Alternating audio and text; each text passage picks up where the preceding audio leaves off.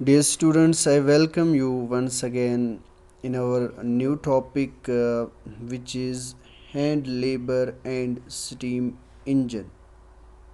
Hand labor means manual labor, which is very different from machines, and steam power. It actually means steam energy produced by steam engine. तो इस topic में हम ये understand करेंगे कि mid 19th century England में क्या steam power की ज़्यादा डिमांड थी कि हैंड लेबर की डिमांड ज़्यादा थी। तो हम ये कहेंगे कि 19th सेंचुरी इंग्लैंड और यूरोप में हैंड लेबर को ज़्यादा प्रेफर किया जाता था as compare to steam labour, as compare to steam power. ऐसा क्यों था? क्योंकि इसके पीछे बहुत सारे वजूहात थे। पहली वजह जो थी वो ये थी कि विक्टोरियन ब्रिटेन में या मिड 19th सेंचुरी के ब्रिटेन में प्लेंटी ऑफ लेबर अवेलेबल था। There was no shortage of human labour. जब बहुत सारे लेबरर्स अवेलेबल थे तो वेजेस खुद ब खुद वहाँ पे कम थे, इसीलिए बहुत सारे इंडस्ट्रियलिस्ट्स प्रेफर करते थे hand labour as compare to machines. दूसरी वजह कि क्यों 19th सेंचुरी यूरोप और इंग्लैंड में हैंड लेबर की डिमांड ज़्यादा क्यों थी, इसके पीछे दूसरी वजह हम ये कह सकते हैं कि वहाँ पे जो मशीन्स जो थे वो बहुत ही कॉस्टली होते थे, उनकी रिपेयरमेंट करना भी बहुत कॉस्टली होता था, एक्सपेंसिव होता था। इसीलिए बहुत सारे इंडस्ट्रियलिस्ट्स कैपिटल इन्वेस्टमेंट नहीं करना चाहते थे जो कि बहुत ज़्यादा होती थी, इसलिए वो प्रेफर करते थे हैंड लेबर।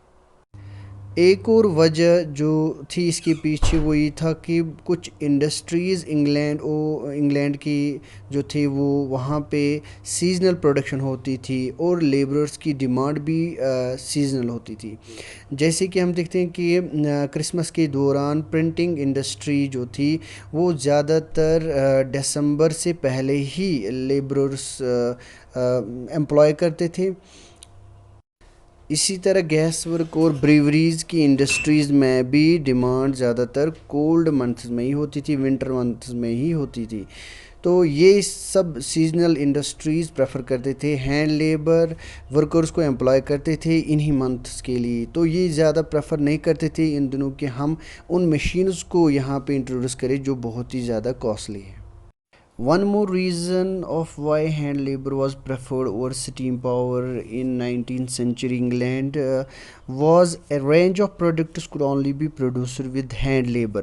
बहुत सारे कुछ ऐसे प्रोडक्ट्स थे जो सिर्फ हैंड लेबरर ही बना सकता था, न कि मशीन्स का काम होता था कि वो यूनिफॉर्म और स्टैंडर्डाइज्ड गुड्स बनाए, मास प्रोडक्शन करे मास मार्केट के लिए।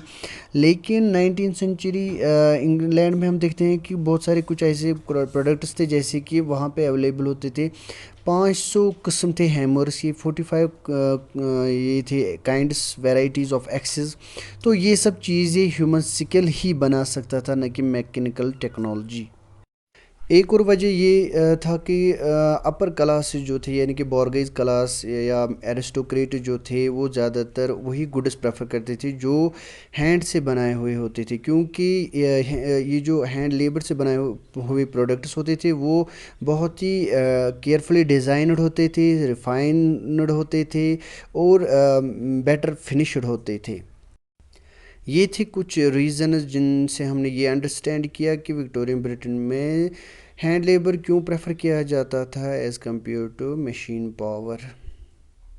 लेकिन हमें ये याद रखना चाहिए कि जिन कंट्रीज़ में लेबर शॉर्टेज थी तो वहाँ पे इंडस्ट्रियलिस्ट्स ज़्यादातर प्रेफर करते थे वो machine power, steam power, new technologies introduce करते थे ताकि ये जो लेबर की जो डिमांड है वो मिनिमाइज़ हो जाए। थैंक्स।